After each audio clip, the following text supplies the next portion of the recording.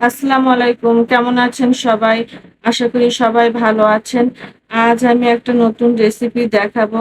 ফালুদার স্বাদ আর সৌন্দর্য দ্বিগুণ করার জন্য একদম সহজ জেলি রেসিপি। চলুন তাহলে শুরু করা যাক। এবার একটি পাতিলে পানি দিব।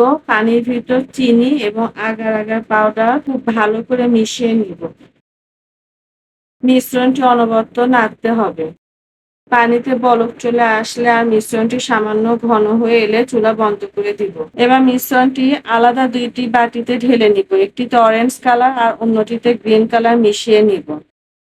এরপর এগুলোকে রেখে দিব ঠান্ডা হওয়ার জন্য। জেলিটা যখন পুরোপুরি জমে যাবে তখন পছন্দ মতো কিউব করে কেটে নিব। ব্যাস, এবার রঙিন জেলিগুলো ফালুদার ভিতর দিয়ে দিলে আমার রেসিপি রেডি।